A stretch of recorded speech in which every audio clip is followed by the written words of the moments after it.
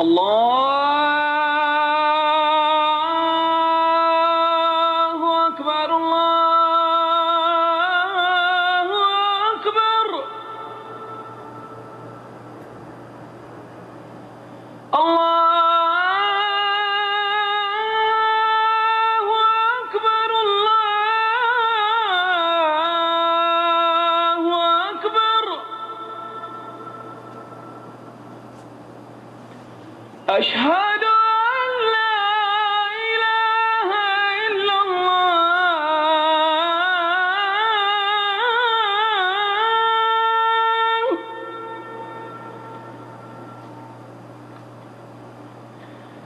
أشهد أن لا إله إلا الله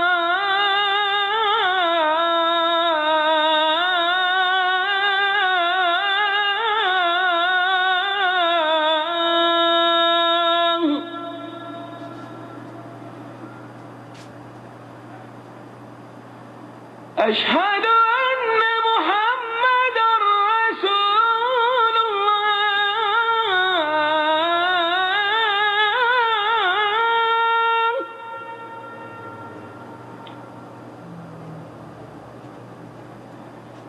أشهد أن محمدًا رسول الله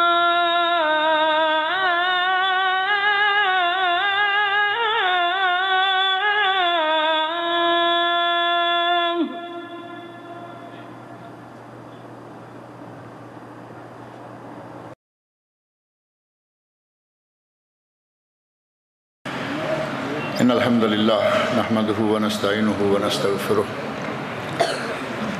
ونعوذ بالله من شرور أنفسنا ومن سيئات أعمالنا من يهده الله فلا مضل له ومن يضلل فلا هادي له وأشهد أن لا إله إلا الله وحده لا شريك له وأشهد أن محمدًا عبده ورسوله أما بعد فإن خير الحديث كتاب الله وخير الهدي هدي محمد صلى الله عليه وسلم وشر الأمور محدثاتها وكل محدثة بدعة وكل بدعة ضلالة وكل ضلالة في النار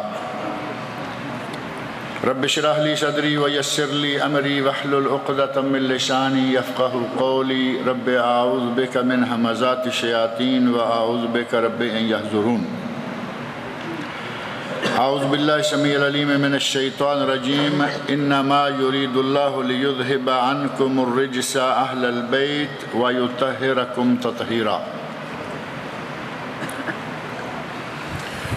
مسلمانوں کا اسلامی سال پچھلے جمعہ سے شروع ہو چکا ہے اور اسلامی سال کے آغاز پر چاہیے تو یہ کہ لوگ خوش ہوں امت اسلامیہ کا نیا سال شروع ہوا کافروں کا نیا سال شروع ہوتا ہے تو وہ greeting cards happy new year اور یہ وہ چیزیں تقسیم کرتے پھرتے ہیں ایک دوسرے کو مبارکیں دیتے ہیں مسلمانوں کا سال شروع ہوتا ہے تو مسلمانوں کا جو سب سے بڑا طبقہ ہے اہل سنت کے نام سے جو پہچانے جاتے ہیں انہیں پتہ ہی نہیں چلتا کہ کب محرم شروع ہو گیا اور ایک طبقہ جو مسلمانوں کے کھاتے میں شمار ہوتا ہے اسے بجائے نئے سال کی خوشی ہونے کے ان کی چارپائیاں الٹ جاتی ہیں کپڑے بدل جاتے ہیں شکلیں بدل جاتی ہیں حتیٰ کہ ان کی عادات تک بدل جاتی ہیں یہ عجیب المیہ ہے مسلمانوں میں کہ نیا سال شروع ہو نئے سال کا استقبال کرنے کے لیے کیا ہونا چاہیے نبی اکرم صلی اللہ علیہ وسلم نے نئے سال کے پہلے مہینے اس محرم کی کیا حرمت بتائی اس محرم کے مہینے کی اللہ نے کیا حرمت بتائی ان سب چیزوں کو بھول جاتے اللہ رب العزت نے سورہ توبہ میں سال کے 12 مہینے اور ان 12 میں سے 4 کو حرمت والے مہینے قرار دیا ذوالقعدہ ذوالحجہ محرم اور رجب 4 مہینوں کا اللہ رب العزت نے تذکرہ فرمایا منہا 4 حرم اور صحیح احادیث میں نبی صلی اللہ علیہ وسلم نے ان میں سے 4 مہینوں میں سے گن کر 3 ذوالقعدہ، ذوالحجہ اور محرم، اور چوتھا فرمایا رجب، ان کے حرمت والا، عزت و احترام والا ہونے کا تقاضا کیا تھا کہ جیسے ہی مہینہ حرمت والا شروع ہو رونا پیٹنا شروع کر دیں، سینہ کوبی کریں، اپنے بال نوچیں اور امت اسلامیہ کی عظیم ترین شخصیتوں کو گالیاں بکیں؟ کیا نئے سال کا تقاضا یہ تھا؟ کیا حرمت والا مہینہ شروع ہونے کا تقاضا یہ تھا کہ نبی صلی اللہ علیہ وسلم کی محبوب بیویاں، عام بیوی بھی نہیں، نبی صلی اللہ علیہ وسلم کی محبوب ترین بیوی، نبی صلی اللہ علیہ وسلم سے پوچھا گیا یا رسول اللہ آپ کو سب سے پیارا کون ہے؟ تو کس کا نام لیا؟ فرمایا عائشہ۔ صحابی نے پوچھا اللہ کے رسول عائشہ کے بعد؟ تو ایک ہی لفظ کہا، ابوہا، عائشہ کا باپ۔ یہ لوگ نئے سال کی شروعات، نئے سال کا آغاز ایسی بدبختی سے کرتے ہیں کہ ابو بکر صدیق رضی اللہ عنہ کو گالیاں دیتے ہیں، ام المومنین حضرت عائشہ صدیقہ کائنات، طاہرہ مطہرہ من السماء، جسے اللہ نے آسمان سے پاک باز قرار دیا، ان کو گالیاں دیتے ہیں۔ عمر فاروق رضی اللہ عنہ، انہیں گالیاں دیتے ہیں۔ حفصہ بنت عمر رضی اللہ عنہما، ان کو گالیاں دیتے ہیں۔ یہ کس طرح کا سال شروع کرتے ہیں؟ ان لوگوں کا گناہ کیا ہے؟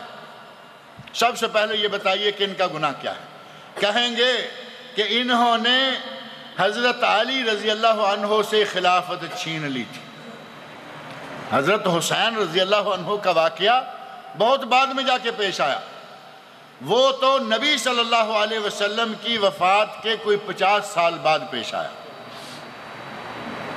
سن 60 ہجری میں جا کر یزید کی بیعت ہوئی، اس وقت یہ واقعہ پیش آیا۔ حضرت ابو بکر صدیق کا گناہ کیا ہے؟ عمر فاروق کا گناہ کیا ہے؟ عثمان غنی کا گناہ کیا ہے؟ گالیاں کیوں دی جاتی ہیں؟ کوئی تو کم از کم معقول وجہ ہونی چاہیے۔ ابو بکر صدیق رضی اللہ عنہ خلیفہ ہوئے، حضرت علی مرتضیٰ رضی اللہ عنہ جن کو شیر خدا کہا جاتا ہے، انہوں نے ان کے ہاتھ پر بیعت کی یا نہیں کی؟ کوئی شیعہ عالم، کوئی مورخ یہ نہیں کہہ سکتا کہ حضرت علی رضی اللہ عنہ نے بیعت نہیں کی۔ بیعت کی کا معنی کیا؟ ان کی خلافت کو تسلیم کیا۔ عمر فاروق رضی اللہ عنہ خلیفہ ہوئے، حضرت علی رضی اللہ عنہ نے ان کی بیعت کی۔ عثمان غنی رضی اللہ عنہ خلیفہ ہوئے، حضرت علی رضی اللہ عنہ نے ان کی بیعت کی۔ اور پچھلے جمعہ کے درس میں نے ذکر کیا تھا کہ خود حضرت علی رضی اللہ عنہ کے بیٹے راوی محمد بن حنفیہ، بیٹا راوی، اور خود حضرت علی رضی اللہ عنہ، ان سے پوچھا جا رہا ہے کہ نبی صلی اللہ علیہ وسلم کے بعد دنیا کا سب سے افضل ترین شخص کون سا ہے؟ تو اپنے بیٹے کو حضرت علی مرتضیٰ رضی اللہ عنہ نے کیا جواب دیا کہ میں ہوں؟ کہا ابو بکر، بلا توقف، بلا تحمل، کیونکہ وہ صحابہ کی جماعت میں رہتے تھے، صحابہ کے معاشرے میں وہ جی رہے تھے، انہیں معلوم ہے کہ نبی اکرم صلی اللہ علیہ وسلم کی نظر میں، نگاہ میں اور صحابہ کے نزدیک سب سے افضل کون ہے؟ پوچھا افضل، سب سے افضل کون ہے بعد نبی صلی اللہ علیہ وسلم؟ تو حضرت علی رضی اللہ عنہ فرماتے ہیں ابو بکر۔ پوچھا ابا جان ان کے بعد؟ تو کہا عمر بن خطاب رضی اللہ عنہ۔ حضرت محمد بن حنفیہ رضی اللہ عنہ کہتے ہیں کہ میں نے سوچا کہ اگر میں نے کہا ان کے بعد تو یہ عثمان کا نام لیں گے، میں نے فوراً کہہ دیا کہ ابا جان عمر کے بعد آپ، تو کہا نہیں بیٹا میں تو اللہ کے بندوں میں سے ایک بندہ ہوں۔ تیسرے درجہ پر حضرت علی رضی اللہ عنہ نے خود اپنے آپ کو کہنا گوارا نہیں کیا، کسی نے یہ نہیں کہا۔ پوری تاریخ، مسلمانوں کی پوری جماعت، وہ سب جانتے ہیں کہ امت کے سب سے افضل ترین شخص ابو بکر صدیق رضی اللہ عنہ، اور دوسرا درجہ عمر فاروق رضی اللہ عنہ کا، اور تیسرا درجہ عثمان غنی رضی اللہ عنہ کا۔ گالیاں دینے والا باعث کیا ہے، سبب کیا ہے؟ اگر کہیں کہ علی مرتضیٰ رضی اللہ عنہ سے خلافت چھین لی ابو بکر نے، پھر چھین لی عمر فاروق نے، پھر چھین لی حضرت عثمان نے، بھائی تمہارے شیر خدا اس وقت کہاں تھے؟ تم کہتے ہو شیر خدا، تم کہتے ہو کہ یہ خدا ہیں، شیعہ کی کتابیں شاہد ہیں کہ انہوں نے حضرت علی رضی اللہ عنہ کو خدا کے درجے پر فائز کیا۔ تم جسے خدا مانتے ہو اسے اپنے لیے خلافت چھیننا مشکل تھا؟ ابو بکر صدیق کو اڑاتے، عمر فاروق کو اڑاتے، عثمان غنی کو اڑاتے، پوری فوجوں کو اپنے ساتھ لگاتے، مارتے پیٹتے، اپنا حق حاصل کر لیتے، لیکن حق ہوتا تو حاصل کرتے۔ انہوں نے پہلے تینوں خلفاء کے ساتھ مل کر کام کیا، ان کی ریاست میں، ان کی خلافت میں، ان کے زیر اقتدار رہ کر حضرت علی رضی اللہ عنہ جب کام کرتے ہیں، بدبختو تمہیں کیا تکلیف؟ تم کیوں گالیاں دیتے ہو؟ اور اگر کوئی کہے کہ نہیں ان کی تو مجبوری تھی، چونکہ وہ حاکم تھے، ان کی حکومت تھی، انہیں چپ رہنا پڑا، اپنے گھر بیٹا پیدا ہوا تو نام کیا رکھا؟ کبھی تھوڑا سا کسی نہ کسی حوالے سے حضرت علی رضی اللہ عنہ کے گھر میں جھانک کر دیکھیں۔ تاریخ شاہد ہے، حضرت علی رضی اللہ عنہ کے بیٹوں میں سے ایک کا نام ابو بکر، ایک کا نام عمر، ایک کا نام عثمان، بلکہ دو بیٹوں کے نام، ابو بکر اکبر، ابو بکر اصغر، عمر اکبر، عمر اصغر، عثمان اکبر، عثمان اصغر۔ حضرت علی رضی اللہ عنہ کے بیٹوں کے نام پڑھ کر دیکھیں۔ یہ کیسی دشمنی ہے؟ کوئی سبب نہیں، کوئی وجہ نہیں، جن کے لیے لڑ رہے ہو وہ ان کے ساتھ چل رہے ہیں، جن کے لیے تم گالیاں بکتے ہو انہوں نے اپنے بیٹوں کے نام رکھے ہوئے ہیں، ابو بکر، عمر، عثمان۔ ان کی تاریخ پڑھ کر دیکھیں کہ یہ نام ہیں یا نہیں۔ وہ الگ بات ہے کہ یہ کہیں کہ نہیں ایسا کوئی نام نہیں۔ انہوں نے تو نبی صلی اللہ علیہ وسلم کی بیٹیاں کم کر دیں، اپنے معاملہ کو سیدھا کرنے کے لیے اپنی چھوڑیں، حضرت علی رضی اللہ عنہ کی چھوڑیں، انہوں نے تو نبی صلی اللہ علیہ وسلم کی بیٹیاں کم کر دیں، کہا ایک ہی بیٹی تھی۔ قرآن کہے کہ نبی کی بیٹیاں، یا ایھا النبی قل لازواجک وبناتک ونساء المؤمنین یدنین علیہن من جلابیبہن، اے میرے نبی اپنی بیویوں، اپنی بیٹیوں اور مومنوں کی عورتوں سے کہہ دو کہ وہ بڑی چادریں لے کر پردے کے ساتھ باہر نکلا کریں۔ اللہ نے قرآن میں بنات کا کہا ہے، بنات۔ اللہ کو نعوذ باللہ عربی نہیں آتی تھی ان جتنی، اللہ کو نہیں معلوم کہ میں بنت کہہ دوں، کل ازواجک و بنتک و نساء المومنین۔ اللہ نے قرآن کریم میں بنات کہا ہے۔ عربی جاننے والا ہر شخص جانتا ہے کہ بنات کا اطلاق دو پر ہوتا ہی نہیں، ایک تو بعد کی بات ہے، دو پر بھی بنات کا اطلاق نہیں ہوتا، بنات کا اطلاق ہوتا ہے تین یا اس سے زیادہ پر۔ ایک کو تم نے مان لیا، تین کم از کم اللہ نے بتا دی۔ انہوں نے تو نبی صلی اللہ علیہ وسلم، اور پھر یہاں تکلیف کیا ہے ان کو کہ بیٹی نبی صلی اللہ علیہ وسلم کی ایک تھی، کہیں نہ کہیں سے کچھ نہ کچھ اپنے اندر خود ہی غصہ بنا کے بیٹھے ہوئے ہیں۔ نبی صلی اللہ علیہ وسلم نے اپنی ایک بیٹی کا نکاح حضرت عثمان غنی رضی اللہ عنہ سے کیا، وہ فوت ہو گئی، دوسری بیٹی کا نکاح حضرت عثمان غنی رضی اللہ عنہ سے کر دیا، اور تاریخی روایات بتاتی ہیں کہ نبی صلی اللہ علیہ وسلم نے جب دوسری بیٹی بھی فوت ہو گئی تو فرمایا اگر میری کو تیسری بیٹی بھی ہوتی تو میں عثمان سے بیاہ دیتا۔ حضرت عثمان غنی رضی اللہ عنہ کو یہ شرف، یہ مقام ملتا ہے۔ ذو النورین، تاریخ اسلام میں ان کو یہ لقب حاصل ہے۔ اب چند انگلیوں پر گنے جا سکنے والے لوگوں کی وجہ سے یہ شرف تھوڑا چھن جائے گا۔ کیا کر لیں گے؟ نبی کی ایک بیٹی تھی، تاریخ مان جائے گی۔ کیا کر لیں گے کہ نبی کا ایک ہی داماد تھا، تاریخ مان جائے گی۔ تمہارے نبی کے داماد سے پہلے خلفائے راشدین کے اندر دوہرے داماد موجود ہیں، اور وہ حضرت عثمان غنی رضی اللہ عنہ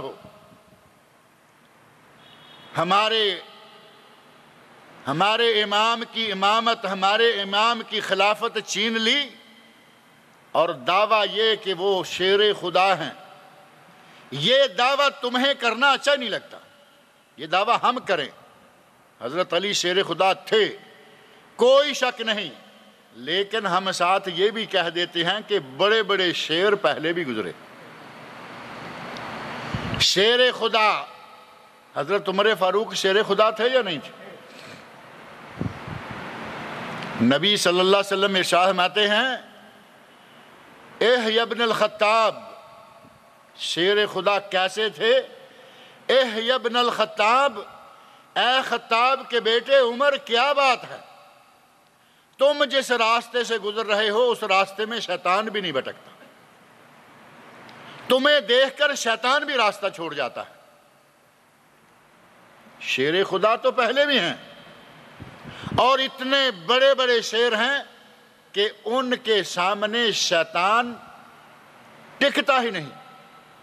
اللہ نے اتنا روب، اتنی جلالت، اتنی شان، اتنی عظمت ان کی نیکیوں، ان کی صالحیت کی وجہ سے دے رکھی تھی کہ شیطان دیکھ کر بھاگ جاتا تھا۔ اور یہ شہادت میری آپ کی کسی امام کی نہیں، امام الانبیاء والرسل حضرت محمد رسول اللہ صلی اللہ علیہ وسلم کی شہادت ہے کہ شیطان بھی حضرت عمر فاروق کو دیکھ کر بھاگ جاتا تھا۔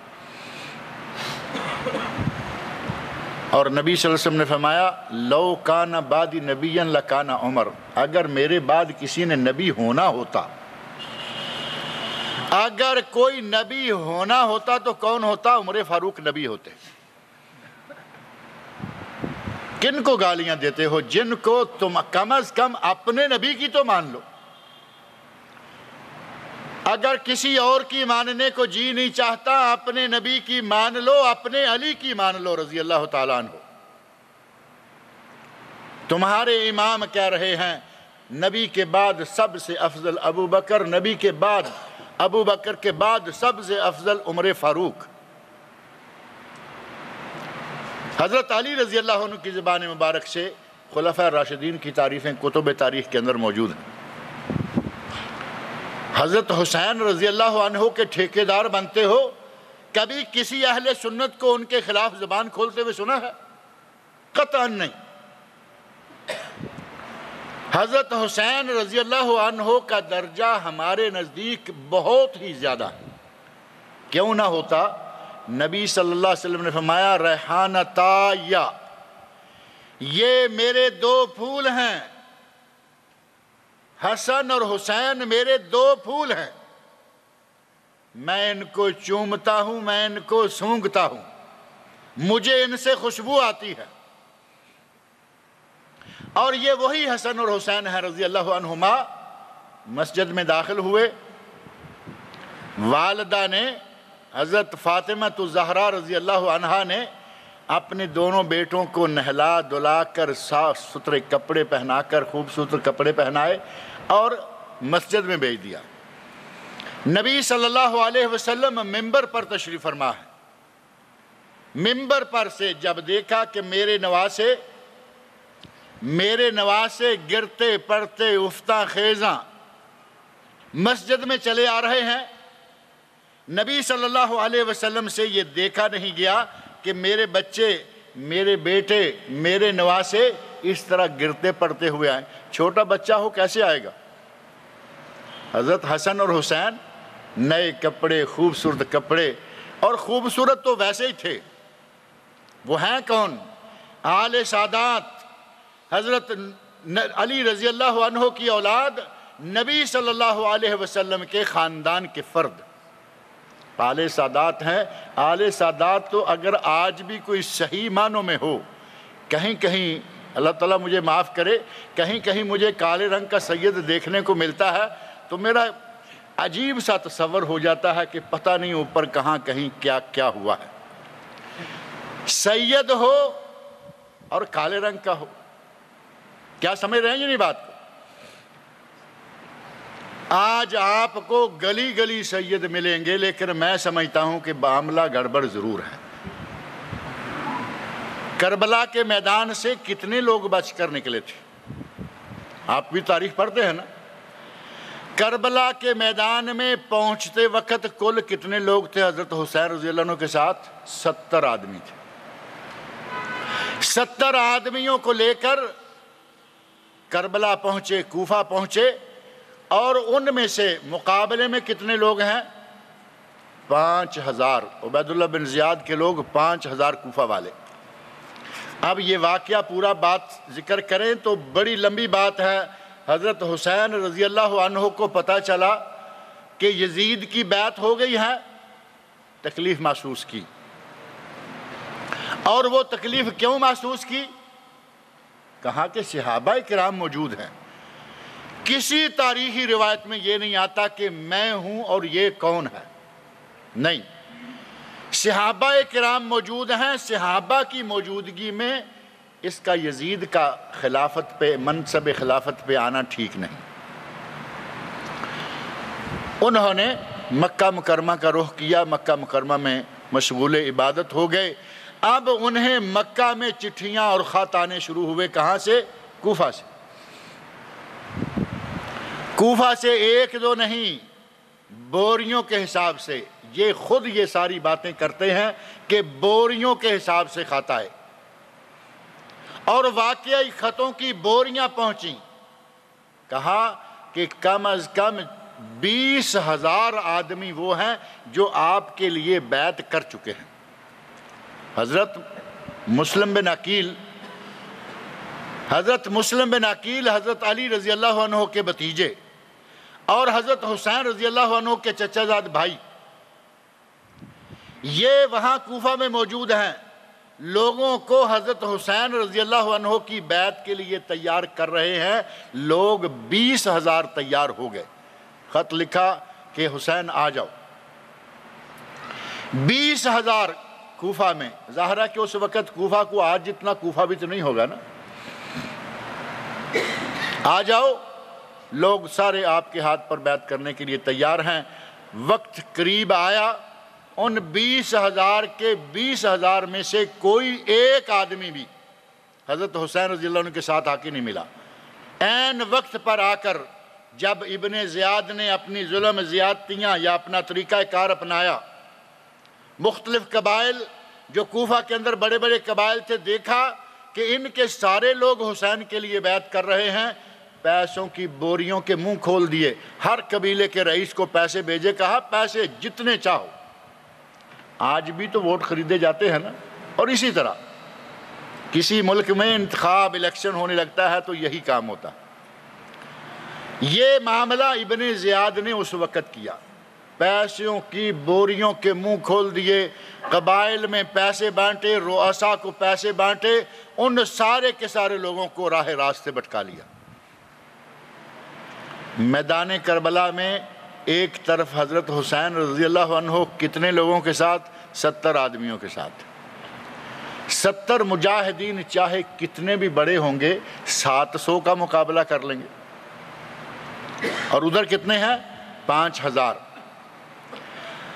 5000 لوگوں کے مقابلہ میں یہ تھے، اور ظاہر ہے کہ نتیجہ بالکل واضح سا نظر آتا ہے۔ لڑائی ہوئی، غلط فہمیاں پیدا کی گئی ہوئیں، اور لڑائی ہو گئی، اور صرف مردوں میں سے کہہ لیں یا نر، چونکہ حضرت علی ابن حسین زین العابدین یہ اس وقت پورے جوان مرد بھی نہیں تھے، ابھی بچے تھے۔ پورے کربلا سے سید ذات جو کہ سارے وہاں پہنچے ہوئے تھے، ان میں سے ایک زین العابدین بچ کر واپس آئے۔ اب زین العابدین کی اولاد مان لیا کہ بے شمار ہوئی ہوگی، بڑی پھیلی ہوگی، بھائی وہ اولاد کوفہ میں ہو، وہ اولاد شام دمشق میں ہو جہاں یہ چلے گئے، وہ اولاد مکہ میں ہو، مدینہ میں ہو، وہ ساری کی ساری اولاد ہمارے ہندوستان اور پاکستان میں جا کے پہنچ گئی۔ کبھی اس نقطہ پر بھی غور کریں، میں اس لیے کہہ رہا ہوں کہ کالے رنگ کا سید نام سنتا ہوں تو مجھے تھوڑا سا شک سا ہونے لگتا ہے، اللہ تعالیٰ ہمیں معاف کرے، کیونکہ ہم کسی کے نسب میں شک نہیں کرتے، لیکن تاریخ یہ بتا رہی ہے کہ ایک آدمی بچا، اس کی اولاد میں سے کتنے لوگ پھیل گئے دنیا میں، ایک ایک گلی میں، ایک ایک نکڑ پر، ایک ایک محلے میں آپ کو جگہ جگہ سید، شاہ صاحب، فلاں صاحب، فلاں صاحب، سید خوبصورت، سید گورے چٹے، مسلمان تو نہیں ہوا تھا لیکن نبی کے خاندان کا تو تھا نا، ابو لہب۔ اس کو ابو لہب کیوں کہا جاتا تھا؟ اس کا نام عبد العزیٰ، لیکن چہرہ انگاروں کی طرح لاٹیں مار رہا ہے، نبی کے خاندان کا، نبی کا چچا ہے۔ ہمارے تو معاملہ ہی سارا الٹا کے رکھ دیا لوگوں نے۔ نبی صلی اللہ علیہ وسلم کے نواسے نے جنم لیا تو نام رکھا خود نبی صلی اللہ علیہ وسلم نے، فرمایا کہ اس کا نام حسین رکھو۔ نبی صلی اللہ علیہ وسلم نواسوں کے ساتھ کھیلتے، بچہ دیکھا، مسجد میں داخل ہوا، گرتا پڑتا آ رہا ہے، منبر سے خطبہ منقطع کیا، نیچے تشریف لے آئے، بچے کو جا کے پکڑا، اٹھایا، بلکہ دونوں نواسے حسن اور حسین رضی اللہ عنہما، دونوں کو اٹھا کر منبر پر بٹھا کر دوبارہ بات شروع کی، اور ساتھ ہی اس وقت نبی اکرم صلی اللہ علیہ وسلم نے آیت پڑھی، صدق اللہ، اللہ نے سچ فرمایا قرآن کریم سورہ تغابن میں، انما اموالکم و اولادکم فتنہ، اے لوگو تمہارے مال اور تمہاری اولاد تمہارے لیے آزمائش۔ فرمایا میں اپنے بچوں کو گرتے پڑتے آتے دیکھ کر میں بات کو جاری نہیں رکھ سکا، منبر سے اترے، بچوں کو اٹھایا، منبر پر بٹھایا اور بات کو دوبارہ شروع کر دیا، اور فرمایا یہ میرے دونوں پھول ہیں۔ اور نبی صلی اللہ علیہ وسلم نے فرمایا حسن اور حسین دونوں سیدہ شباب اہل الجنہ، یہ اہل جنت کے جوانوں کے سردار ہیں۔ اہل جنت میں کوئی اور بھی سردار ہوگا یا نہیں؟ نبی صلی اللہ علیہ وسلم نے فرمایا الحسن والحسین سیدہ شباب اہل جنہ، ابو بکر و عمر سیدہ کہول اہل الجنہ۔ صحیح حدیث۔ جنت میں بزرگوں کے سردار کون ہوں گے؟ ابو بکر صدیق اور عمر فاروق رضی اللہ عنہ۔ ایک طرف تمہیں نبی کی حدیث یاد ہے کہ میرے امام کو اللہ نے جنت کے سرداروں میں سے شمار کیا ہے، دوسری طرف کیوں بھول جاتے ہو؟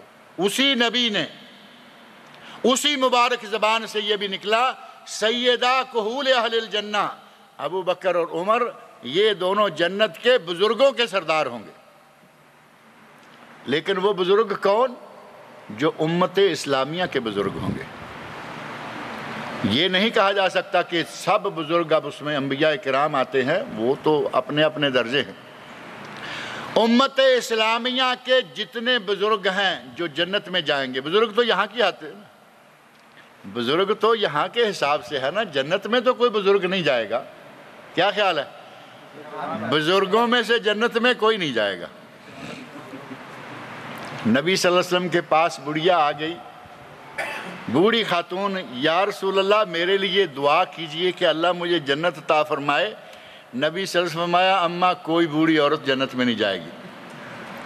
تو ظاہر ہے کیا نتیجہ ہوتا؟ ریاکشن میں خاتون بیچاری تو سٹ پٹا اٹھی۔ نبی صلی اللہ علیہ وسلم نے فوراً تاکہ محترمہ کی طبیعت نہ بدل جائے، محترمہ کو ٹھیس نہ پہنچ جائے، فوراً کہا اماں جو لوگ جنت میں جائیں گے وہ سارے جوان ہوں گے، تم جنت میں جاؤ گی تو جوان ہوگی۔ تو وہاں تو بوڑھا کوئی ہوگا نہیں، لیکن دنیا میں جتنے بزرگ ہو کر بڑے ہو کر فوت ہوتے ہیں، جتنے لوگ جنت میں جائیں گے ان سب کے سردار ابو بکر صدیق اور عمر فاروق ہوں۔ ان جنت کے سرداروں کو گالیاں، نبی کے رشتہ داروں کو گالیاں، رشتہ بھی کو تھا یا نہیں خلافت کے علاوہ، صحابیت کے علاوہ، نبی صلی اللہ علیہ وسلم کے یہ دونوں سسر ہیں، اور ایک تیسرے کو بھی گالیاں دیتے ہیں، وہ بھی نبی کا رشتہ دار، اور وہ دوہرا داماد، ایک بیٹی دوسری بیٹی ام کلثوم اور رقیہ رضی اللہ عنہما، دو بیٹیاں یکے بعد دیگرے جس کے گھر میں رہیں، ذوالنورین کا لقب پایا، ان کو بھی گالیاں۔ اور وہ تو بڑی عظمتوں والے لوگ ہیں، اور انہوں نے تو حضرت علی رضی اللہ عنہ سے کچھ چھین لیا ہوگا، انہوں نے تو حضرت حسین رضی اللہ عنہ سے کچھ چھین لیا ہوگا، دوسرے مسلمانوں نے ان سے کیا چھینا ہے؟ کہیں گے کہ یہ سارے منافق ہیں۔ صحابہ کرام رضی اللہ عنہم 2 4 10 12 نام ملیں گے ان کی تاریخ میں جن کو یہ اچھے لفظوں میں یاد کرتے ہیں، باقی سب نعوذ باللہ منافق ہو گئے تھے، فاسق تھے، فاجر تھے۔ حضرت حسین رضی اللہ عنہ نے 3 باتیں کی ہیں، تاریخ میں واقعہ یہ موجود ہے، اور واقعہ بہت لمبا چوڑا نہیں، ہمارے یہاں تو اتنی موٹی کتابیں ملتی ہیں نا، شاہ نامہ اسلام ہے یا شاہ نامہ کربلا ہے، شاہ نامہ کربلا اور شہید اول، شہید بہت ناموں سے۔ حضرت حسین رضی اللہ عنہ جنت کے سرداروں میں سے ہیں، حضرت حسن رضی اللہ عنہ جنت کے سرداروں میں سے ہیں، اور نبی صلی اللہ علیہ وسلم نے فرمایا حضرت حسن رضی اللہ عنہ کو کہ اللہ رب العزت میرے اس بیٹے کے ہاتھ پر، میرے اس بیٹے کی وجہ سے مسلمانوں کی 2 عظیم جماعتوں کے درمیان صلح کروا دے گا، اور وہ صلح بھی حضرت حسن رضی اللہ عنہ کی وجہ سے ہوئی۔ وہ صلح حضرت معاویہ رضی اللہ عنہ، صحابی جن کو سب سے زیادہ گالیاں، وہ صحابی بھی ہے، نبی کا کاتب وحی بھی ہے، نبی کا سالہ بھی ہے۔ امیر معاویہ رضی اللہ عنہ نبی کے برادر نسبتی حبیبہ، ام حبیبہ رملہ بنت ابی سفیان کے بھائی، گالیاں دیتے وقت کوئی رشتہ یاد نہیں، کوئی عظمت یاد نہیں، کوئی مقام یاد نہیں۔ جسے نبی اپنی وحی لکھنے کے لیے مقرر کر دے، کیا سمجھتے ہیں وہ عام سا آدمی ہوگا؟ اللہ کی طرف سے وحی آتی، جبرائیل امین نبی تک وحی پہنچاتے، نبی صلی اللہ علیہ وسلم جن صحابہ کو وحی لکھوایا کرتے تھے ان میں سے ایک امیر معاویہ رضی اللہ عنہ بھی۔ حضرت حسین رضی اللہ عنہ مکہ سے اپنے ساتھ لوگوں کو لے کر روانہ ہو گئے، راستے میں جا کر کوفہ پہنچنے سے پہلے پتہ چل گیا حضرت مسلم بن عقیل رضی اللہ عنہ شہید کر دیے گئے، ان کو بھی شہید کر دیا گیا، اور یہ خبر حضرت حسین رضی اللہ عنہ تک پہنچ گئی کہ حسین نہ آؤ، یہاں تو غداروں نے بدعہدی کی ہے، غداروں نے بیعت کی اور چھوڑ دیا ہے۔ اور یہ حضرت حسین مسلم بن عقیل کو قتل کرنے والے کون ہیں؟ کوفہ والے۔ بعد میں حضرت حسین رضی اللہ عنہ کو قتل کرنے والے کون ہیں؟ کوفہ والے۔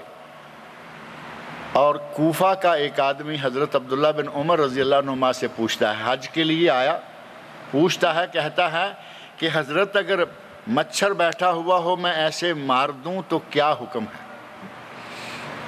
حضرت عبداللہ بن عمر رضی اللہ عنہ صحابی ہیں اور واقعہ کو جاننے والے ہیں، حضرت حسین رضی اللہ عنہ کو منع کرنے والے ہیں۔ حضرت حسین کو روکا کہ نہ جاؤ کوفہ، وہاں کے حالات ٹھیک نہیں اور تمہارا وہاں جانا ٹھیک نہیں، روکا، منع کیا، نہیں رکے۔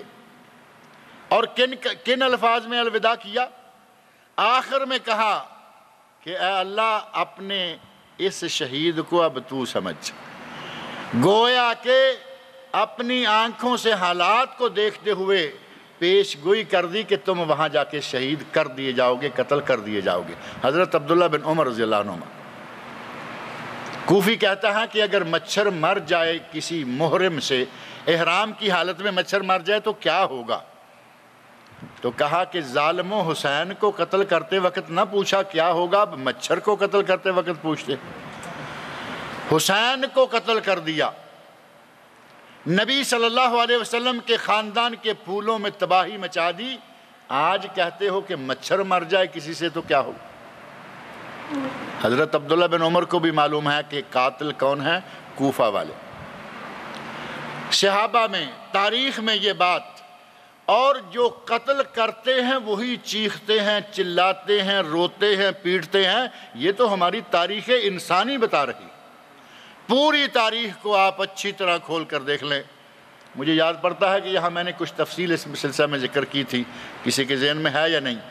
سب سے پہلا قتل ہوا حابیل کا، اور قاتل قابیل، اور وہ بھی اپنے بھائی کی لاش کو کندھے پہ اٹھا کے واہ ویلا مچا رہا ہے، رو رہا ہے، واہ اسفا اعجزت عن ھذا الغراب، شور مچا رہا ہے، چیخ رہا ہے، چلا رہا ہے۔ اللہ نے دفن کرنے کا طریقہ بتانے کے لیے کوے کو بھیجا، اس نے دوسرے کوے کو مارا، گڑھا کھودا اور بند کر دیا، تو کہتا ہے کہ میں تو اعجزت عن ھذا الغراب، میں تو اس کوے سے بھی گیا گزرا ہوں، اس نے اپنے بھائی کو دفن کر لیا، مجھے تو یہ بھی معلوم نہیں تھا۔ اپنے بھائی کی لاش کو کندھے پہ اٹھا کر خود قاتل اور خود روتا رہا۔ بعد میں سورہ بقرہ میں جو مشہور واقعہ آیا ہے، اس وقت کون ہے جو رو رہا تھا زیادہ؟ سورہ بقرہ میں بنی اسرائیل میں ایک آدمی چچا کو بھتیجے نے قتل کر دیا۔ حضرت موسیٰ علیہ السلام سے کہتے ہیں کہ اللہ سے معلوم کروا کے بتاؤ کہ قاتل کون ہے، اور بھتیجا چلا رہا ہے، رو رہا ہے، پورے علاقے میں شور مچا رکھا ہے کہ کسی نے میرے چچا کو قتل کر دیا۔ اللہ نے کہا اے موسیٰ ایک گائے لو، اس کو ذبح کرو، اس کا گوشت کاٹو، میت کو لگاؤ، میت بول کر بتا دے گی۔ اللہ رب العزت کے حکم سے یہ معاملہ بڑا لمبا چلتا رہا، گائے کا، گائے کیسی ہو، اس کی عمر کیسی ہو، اس کی شکل کیسی ہو، اس کی ٹانگیں کیسی ہو، اس کا فلاں کیسا۔ گائے مل گئی، لگایا گیا، تو کون قاتل نکلا؟ جو سب سے زیادہ رو رہا تھا، جو سب سے زیادہ سینہ کوبی اور ماتم کر رہا تھا، وہی قاتل نکلا۔ حضرت یعقوب علیہ السلام کے پاس آ گئے ان کے بیٹے، جاؤ اباہم عشاء ان یبکون، سورہ یوسف کھول کر دیکھو، اپنے باپ کے پاس روتے ہوئے آئے اور کہا کہ بھائی کو بھیڑیا کھا گیا ہے، بھائی کو بھیڑیا کھا گیا ہے۔ کس بھیڑیے نے کھایا تھا؟ انہی بھیڑیوں نے کھایا تھا۔ انہوں نے خود اپنے ہاتھوں سے اپنے بھائی کو کنویں میں پھینکا، واپس آئے، کسی جانور کو مار کر اس کا خون لگایا کرتے کو، اور کرتا لا کے اپنے ابا کو بتا دیا کہ دیکھو جاؤ بے دمن کاذب، جھوٹا خون لگا کر۔ حضرت یعقوب علیہ السلام نبی ہیں، باپ تو ہیں ہی، ساتھ نبی بھی ہیں۔ انہوں نے اپنے بیٹوں کے یہ چال دیکھی تو ہمارے پنجابی شاعروں نے بڑے بڑے اچھے سلسلہ میں شعر بنا رکھے ہیں۔ انہوں نے کہا، حضرت یعقوب علیہ السلام نے کہا ظالموں مجھے کہتے ہو کہ اس کو بھیڑیا کھا گیا، بھیڑیے نے ایسے کرتا سیدھا کیا تو کرتا پورا مکمل ہے، کرتا پھٹا ہوا نہیں ہے۔ اگر بھیڑیے نے، کتے نے، کسی جانور نے پھاڑا ہوتا تو تھوڑا بہت کہیں سے کرتا پھاڑتا، پھر بعد میں وہ مان لیا کہ لاش باہر نکل گئی۔ اب یہ کرتا آپ سمجھتے ہیں کہ یہ کیسے نکلے گا؟ اس کے پھاڑنے کی نوبت آئے گی تب یہ گلے سے نکلے گا۔ تو کہا کہ میرے یوسف تو سارے کے سارے کو کھا گیا اور کرتے کا بے ادب نہیں ہوا۔ یہ کیسا بھیڑیا تھا کہ کرتے کا بے ادب نہیں ہوا، کرتے کو نہیں پھاڑا اور یوسف سارا کھا گیا۔ کرتے کا بے ادب نہیں ہوا، یوسف کھا گیا سارا۔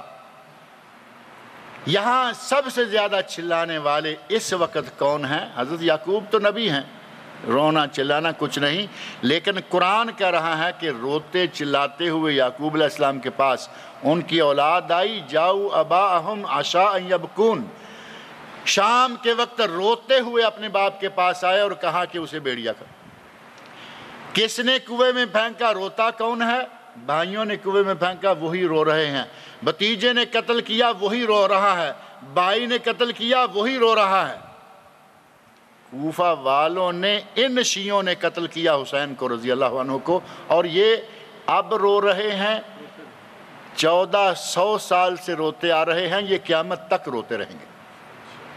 ان کو اللہ رب العزت نے دنیا میں یہ سزا دے دی ہے کہ تم روتے رہو گے، اپنے آپ کو چھریاں مارتے رہو گے، زخمی ہوتے رہو گے، تمہاری دنیا میں سزا ہے۔ آخرت میں بھی ان کا جو حال ہوگا وہ بھی انشاءاللہ ہم دیکھیں گے۔ اللہ رب العزت ہمیں جنت میں ان کا حال بتائے، ہمیں جنت میں اللہ ان کا حال دیکھنے کا موقع دے، کیونکہ وہاں بھی تو ایسا ہوگا نا، جنتی دوسری پارٹی سے پوچھیں گے ما سلککم فی سقر، تو یہ کب نوبت آئے گی؟ جب جنتی جنت میں جا چکے، اب یہ گھومتے پھرتے دیکھتے ہیں کہ یہ جہنم میں جل رہا ہے، تو کہیں گے ما سلککم فی سقر، تمہیں جہنم میں کیا چیز لے آئی؟ اللہ تعالیٰ ایسا موقع لائے کہ نبی کے پیارے بننے والوں کو ہمیں پوچھنے کا موقع ملے ما سلککم فی سقر۔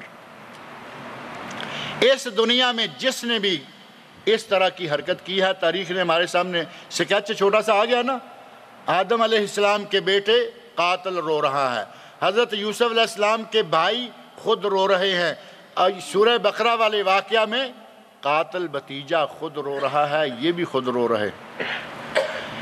واقعہ مختصر سا اتنا ہے کہ حضرت حسین رضی اللہ عنہ اپنے 70 آدمی لے کر مکہ سے روانہ ہوئے۔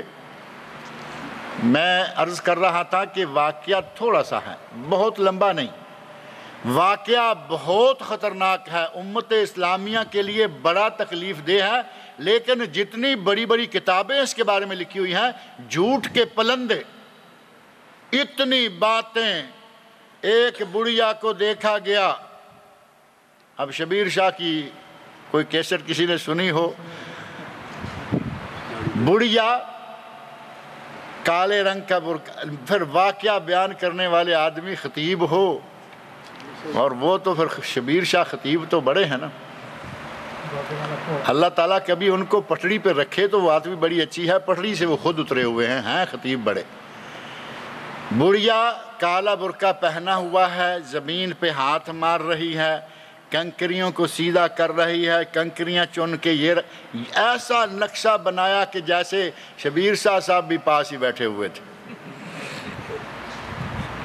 پوچھا کہ اماں کون ہو؟ کہا کہ کل میرا بیٹا یہاں، میرے بیٹے کا لاشا گرایا جائے گا، کنکریاں چن رہی ہوں کہ لاش کو تکلیف نہ پہنچے۔ کیسی ماں ہو کہ لاش گرائی جائے گی اور تم کنکریاں چن رہی ہو؟ ان لوگوں کو پکڑو جا کے جو آنے والے ہیں، جو قتل کرنے والے ہیں، جھوٹے قصے اور کہانیاں۔ واقعہ جو صحیح واقعہ ہے، مختصر واقعہ ہے، مولانا محمد عطا اللہ حنیف بوجیانی رحمۃ اللہ علیہ نے الاعتصام میں کئی مرتبہ چھاپا۔ یہاں مجھے یاد پڑتا ہے کہ 4 صفحے پر مشتمل واقعہ ہم نے یہاں تقسیم کروایا، ابھی میرے پاس وہ آیا ہے پھر سے، اگر کسی کو چاہیے تو وہ دے دیں گے۔ تاریخی صحیح روایات کی روح سے 4، 6، 8، 10، 50 صفحے ہی صحیح، اتنی موٹی موٹی کتابیں، شاہ نامہ کربلا اور فلاں، اور پھر اس سارے واقعہ کو اتنا اس طرح کے واقعات درج کر کر کے کہانیاں بنا کے لمبا کر دیا۔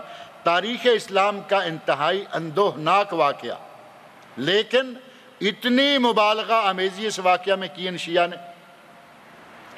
حضرت حسین رضی اللہ عنہ 70 آدمی لیے کوفہ کے قریب پہنچ گئے، کربلا پہنچ گئے، اور یہاں سے ابن زیاد نے آگے سے آرڈر دے رکھا ہے کہ یہ کوفہ میں داخل نہ ہونے پائیں، ان کو راستے میں روکو۔ حضرت حسین رضی اللہ عنہ نے 3 باتیں کہیں، 3 مطالبے کیے۔ اگر کوئی صحیح معنوں میں وہ 3 مطالبے پڑھ لے تو وہ سمجھ سکتا ہے کہ حضرت حسین رضی اللہ عنہ کی اس معاملے میں پوزیشن کیا ہے۔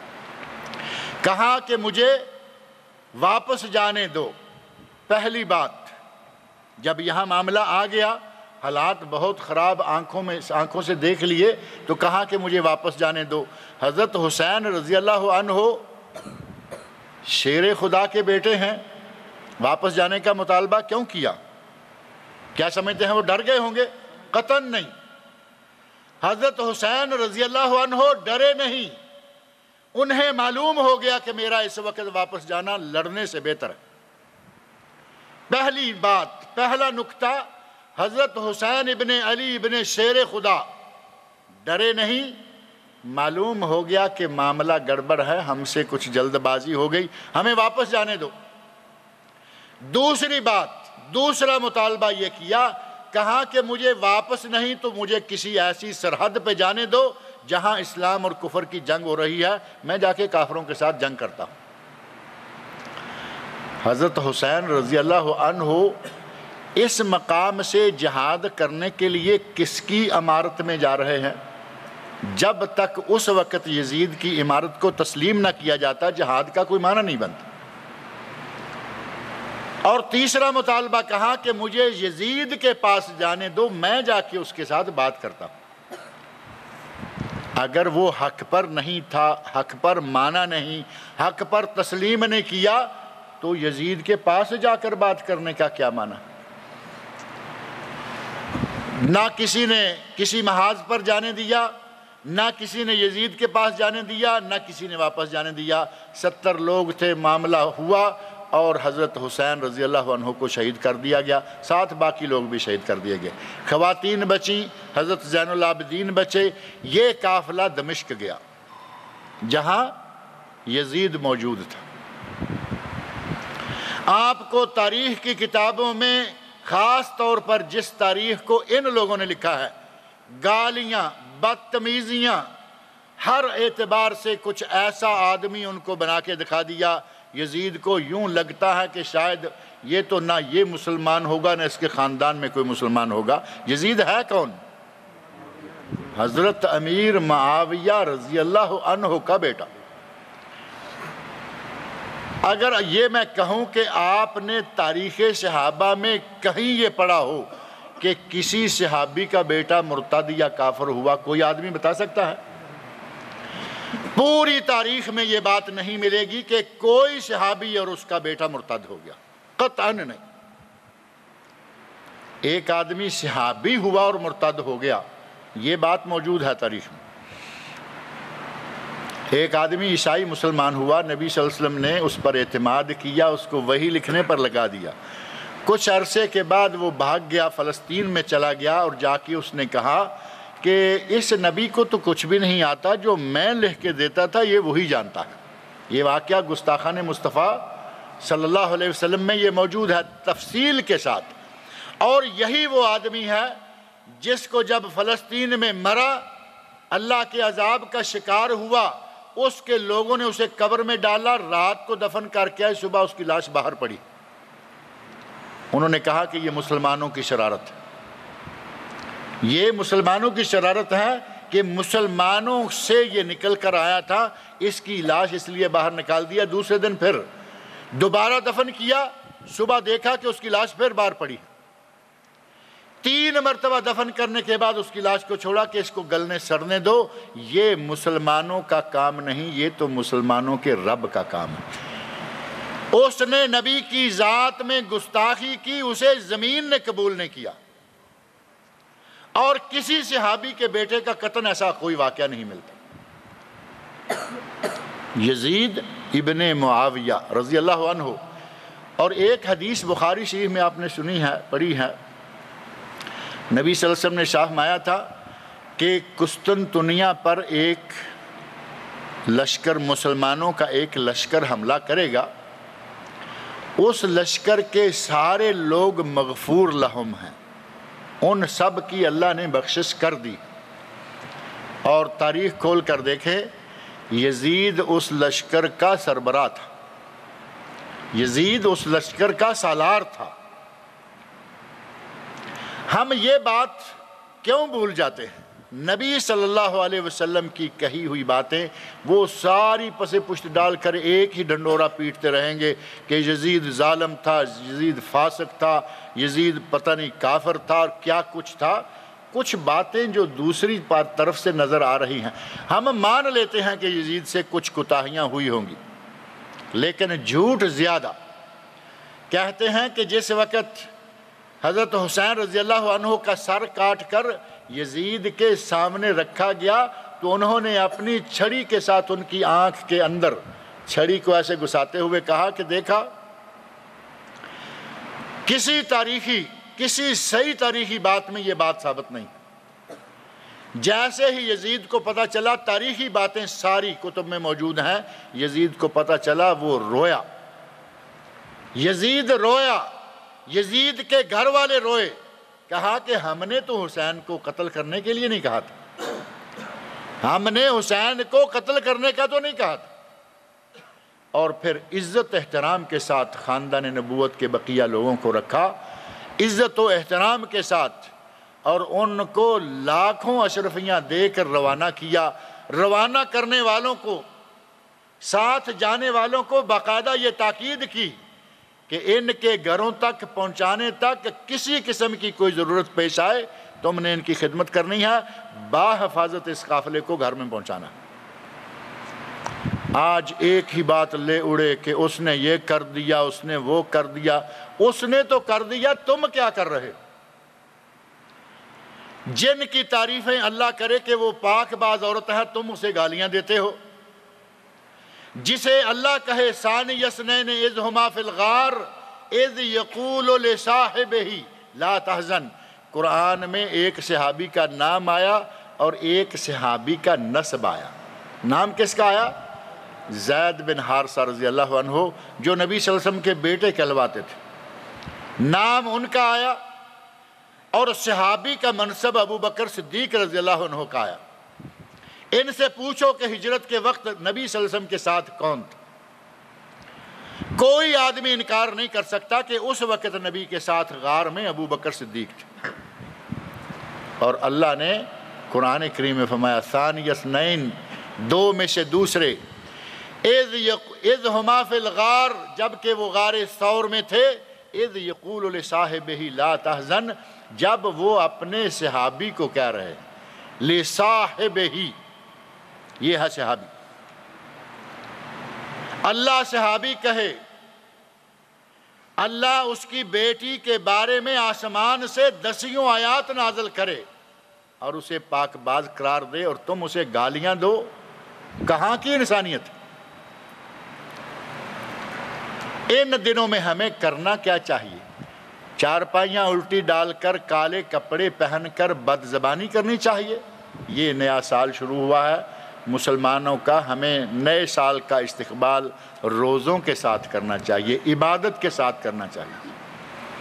اور اگر پورا مہینہ نہیں، سارے مہینے نفل کسی کے بھی پورے کے روزے رکھنے نبی صلی اللہ علیہ وسلم سے ثابت نہیں ہے۔ پیر جمعرات کے روزے رکھیے محرم کے، 13، 14، 15 کے روزے رکھیے محرم کے۔ اگر کوئی نہیں تو کم از کم جو اس مہینے کا شاہ دن ہے، سب سے بڑا دن شمار ہوتا ہے، وہ کون سا ہے؟ یوم عاشوراء۔ نبی صلی اللہ علیہ وسلم نے فرمایا، شہادت کے وقت نبی صلی اللہ علیہ وسلم موجود تھے؟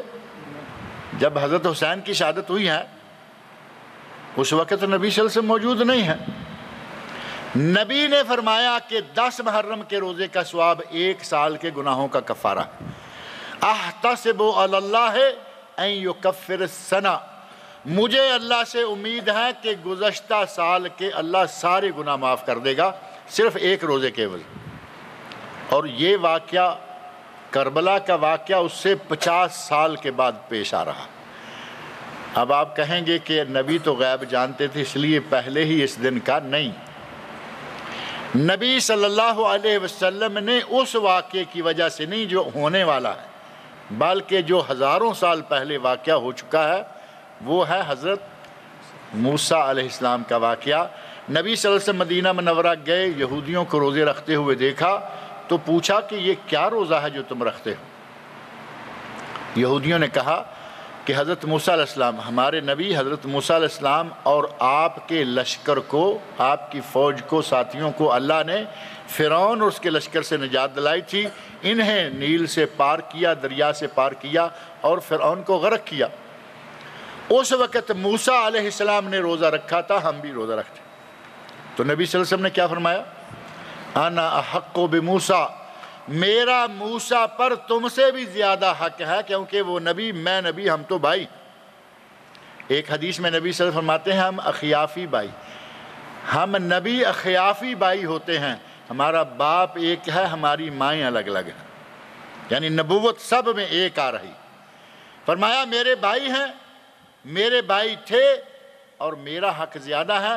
تم ایک روزہ رکھتے ہو، میں اگر لئن عشت الی قابل لا اصومن التاسع، میں 9 کا روزہ بھی رکھوں گا، ضرور رکھوں گا۔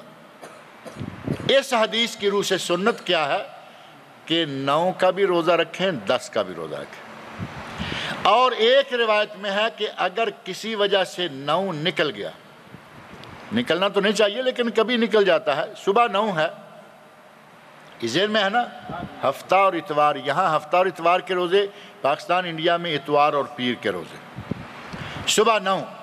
اگر 9 کا روزہ کسی وجہ سے کوئی نہیں سن سکا، کسی کو نہیں پتہ چل سکا، روزہ نکل گیا اور وہ 10 کے بعد 11 کا لگا لے۔ بعض روایات میں قبلہ بیوم او بعدہ بیوم کے الفاظ ہیں، اور ایک روایت کچھ لوگ بیان کرتے ہیں قبلہ بیوم و بعدہ بیوم، ایک دن پہلے بھی ایک دن بعد بھی۔